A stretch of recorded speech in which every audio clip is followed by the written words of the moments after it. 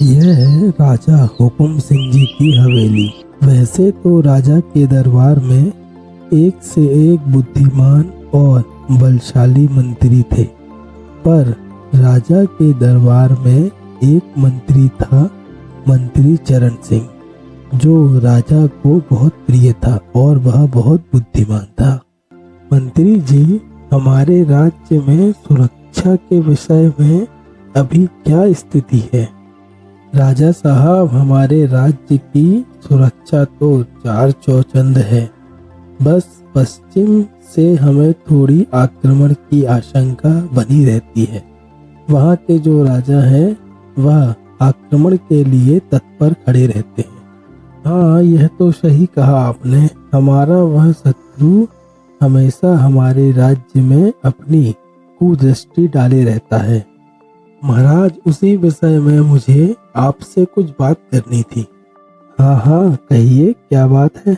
हाँ महाराज, राज्य की पश्चिमी सीमा पर शत्रु की थोड़ी आशंका है और इसी कारण हमें अपनी सुरक्षा के लिए उस दिशा में सैनिक थोड़े बढ़ाने होंगे। बस यही आपसे कहना था। हाँ, ठीक है मंत्री जी, जितने सैनिकों की आवश्यकता हो आप उतने सैनिक वहां पर तैनात कर दीजिए। राज्य की सुरक्षा में कोई कमी नहीं होनी चाहिए। जी महाराज, जैसी आपकी आज्ञा। मंत्री चरण सिंह जी की सभी बहुत इज्जत किया करते थे। वह बहुत बुद्धिमान थे, इसलिए वह बहुत शांत और सरल व्यवहार के व्यक्ति थे और इसी कारण गांव वाले अपनी छोटी मोटी समस्याओं को लेकर राजमहल न जाकर सीधे उन्हीं के पास आते थे। मंत्री जी, देखिए ना, इसका बैल बार बार मेरे खेतों में घुस जाता है और वह मेरी सारी घास खा जाता है, मेरा नुकसान होता है। मैंने अपने बैल को कितने बार अपने इसी डंडे से मारा है, पर मैं क्या करूं मंत्री जी, वह बार बार इसके ही खेत में जाकर इसकी घास खाता है। तुम अपनी गाय के लिए पर्याप्त चारा नहीं रखते होगे, इसलिए वह दूसरे के खेत में जाकर चारा खाती है।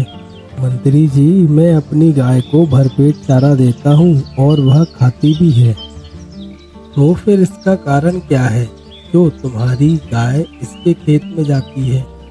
बात सिंपल सी है मंत्री जी, मेरे पास 2 गाय हैं और इसके पास एक ही गाय है, तो इसकी गाय मित्रता के आकर्षण से मेरे खेत में आ जाती है, पर इसमें मेरा तो नुकसान ही हो रहा है ना। इस पर तो मेरी यही सलाह है कि आप अपने बैलों की दोस्ती भंग ना करें। बस यह करें कि घनश्याम, तुम अपने घास के भंडार में से अपनी गाय को जितना चारा देते हो उतना गुड्डू के चारे में डाल दिया करो, जिससे गुड्डू का कोई नुकसान न हो।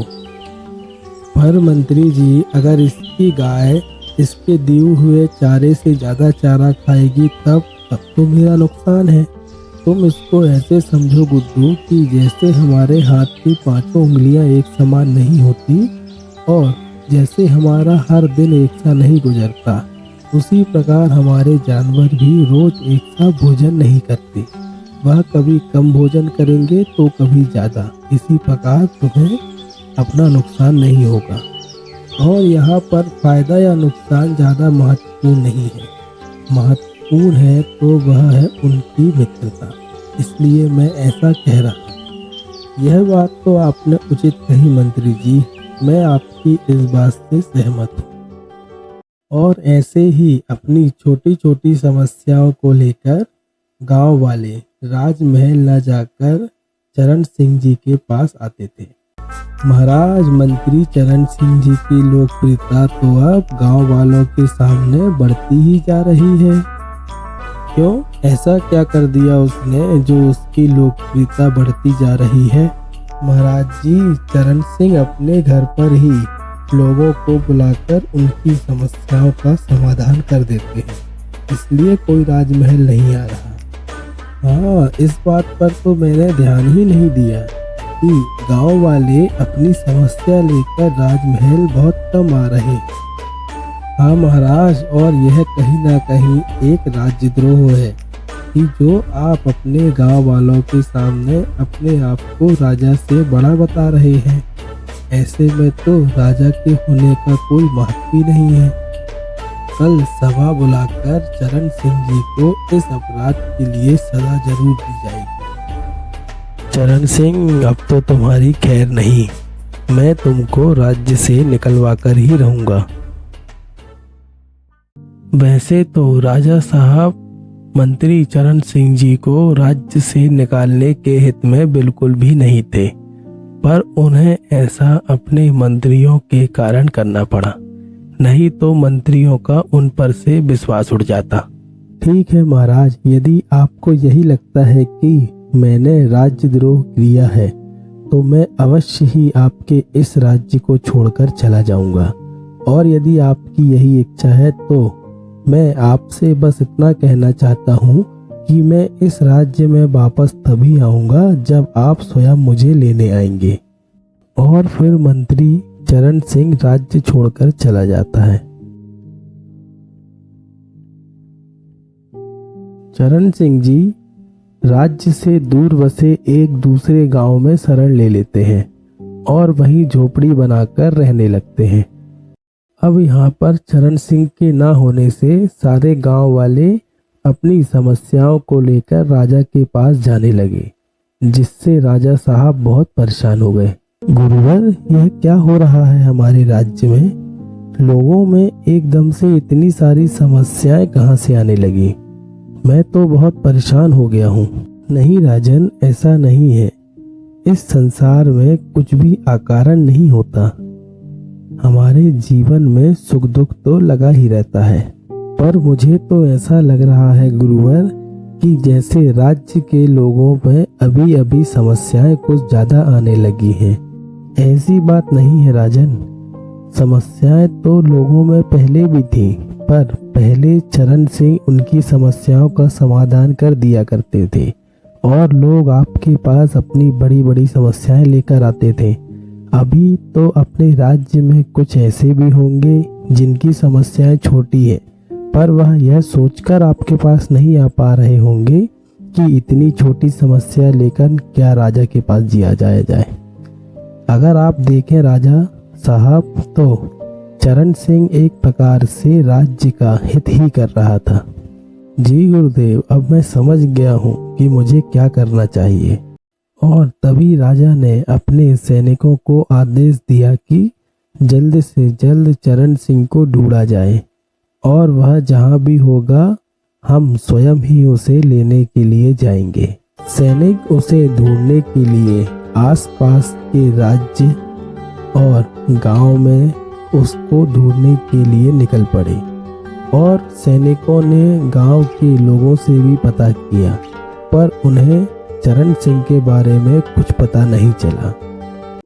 महाराज, हमने चरण सिंह जी को सभी राज्यों में और आसपास के गांव में ढूंढा और गांव वालों से भी पता किया, पर वह हमें कहीं भी नहीं मिले। राजा साहब को पता था कि चरण सिंह इतनी आसानी से उनको नहीं मिलने वाला। ठीक है सैनिकों, एक काम करो, सारे राज्य में यह घोषणा करवा दो कि राजा साहब अपने गांव के कुएं का विवाह करना चाहते हैं, और सभी राज्य वालों को अपने कुएं का प्रस्ताव लेकर राजा के पास आना पड़ेगा, नहीं तो राजा साहब उन्हें दंडित करेंगे। क्षमा करें महाराज, पर मैं कुछ समझा नहीं कि आप ऐसा क्यों करना चाहते हैं। चरण सिंह को ढूंढना जितना हम समझ रहे हैं उतना आसान नहीं है, इसलिए उसे ढूंढने के लिए मैंने एक यह युक्ति सोची है, और उसको ढूंढने का यही सही तरीका है, नहीं तो हम उसको सभी राज्यों में ढूंढते ही रह जाएंगे, वह हमें नहीं मिलेगा। और फिर सभी राज्य के राजाओं तक सैनिकों द्वारा यह सूचना पहुंचाई गई। यह राजा साहब का कैसा निर्णय है? भला कुएं का विवाह कैसे किया जा सकता है?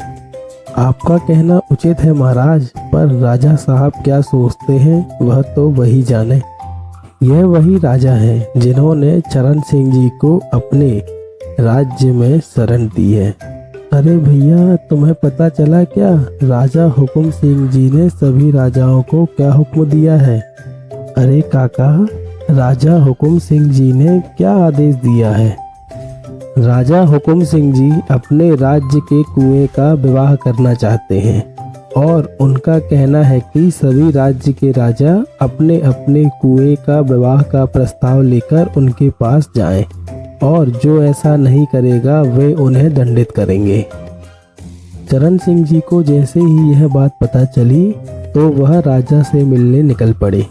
अब इन्हीं राजा ने इन्हें अपने राज्य में शरण दी थी, इसलिए उनका कर्ज चुकाने का समय आ गया था। राजन, आप चिंता न करें, आपने मुझे अपने राज्य में शरण दी है और आपको इस समस्या से निकालने का मेरा धर्म है। इसलिए विक्रम सिंह महाराज ने आपको जो चुनौती दी है उसका समाधान मेरे पास है। आप अपनी वेशभूषा और वाणी से मुझे पहले ही बहुत बुद्धिमान व्यक्ति नजर आए थे, इसलिए मैंने आपको अपने राज्य में शरण दी। और गुरुवर, यदि आपके पास इस समस्या का समाधान है तो कृपया करके मुझे इस समस्या से मुक्त कीजिए। हाँ राजन, मेरे पास इस समस्या का समाधान है और मेरे दिए हुए समाधान से आपका बस नहीं, सभी राज्यों का उद्धार होगा। आप राजन के पास जाएं और उनसे कहना कि राजन, मैंने अपने राज्य के कुएं को आपके राज्य की सीमा तक ला दिया है और मेरे मंत्रीगण का यह कहना है कि आपके राज्य के कुएं आकर उनका स्वागत करें, तभी वह सीमा में प्रवेश करेंगे। आप सच में बहुत बुद्धिमान हैं। आपको लेकर मेरी जो सोच थी वह सही थी। आपका सुझाव सुनकर मुझे बहुत खुशी हुई।